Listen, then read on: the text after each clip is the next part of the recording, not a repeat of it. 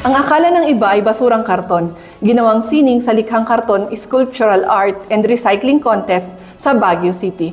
Tunghayan ang mga sining na ito sa report ni PIA-SLU intern Melvin Paloten.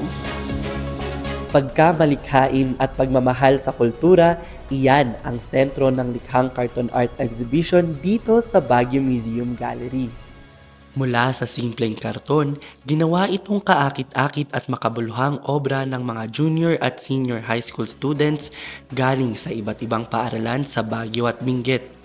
Sa temang Indigenous Culture of the Cordilleras, makikita ang mahusay at malawak na imahinasyon ng mga kabataan sa kultura at kasaysayan ng Cordillera. Sa inisyatibo ng Delphix Philippines kasama ang Mikasan Sweet Shop, Girl Scouts of the Philippines at Baguio Museum, inilunsad ang proyekto na ito upang lumikha ng sining gamit ang mga reusable materials. So pagdating sa visual arts, naisipan namin nagmuha ng patimpalak tungkol sa pag-skulptura, pero ang gamit ay ang mga karton found objects.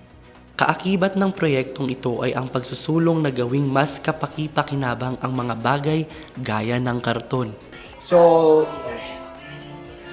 related ito sa sinatawag natin na circular economy. Okay? Yung circular economy ay yung paggamit ng mga bagay na hindi na masyadong napapakinabangan, pero pwede pa rin i-convert into something useful gaya ng ito, sculpture. It's a form of art. Bukod sa opisyal na pagbubukas ng exhibit, pinangaralan din ang ilang kalahok na nagpakita ng malikhaing sining na pasok sa tema at kultura. Kabilang dito ang grand winner mula sa Don Bosco School of Baguio City Incorporation kung saan tampok ang makasaysayang pag-unlad ng Cordillera. These are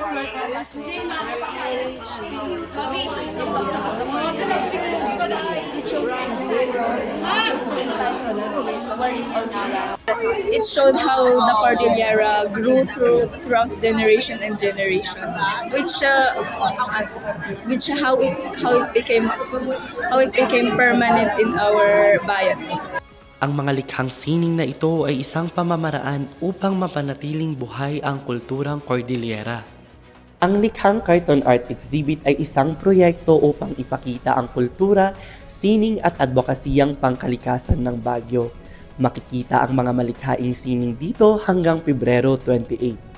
PIA-SLU intern Melvin Paloten para sa PIA News Cordillera.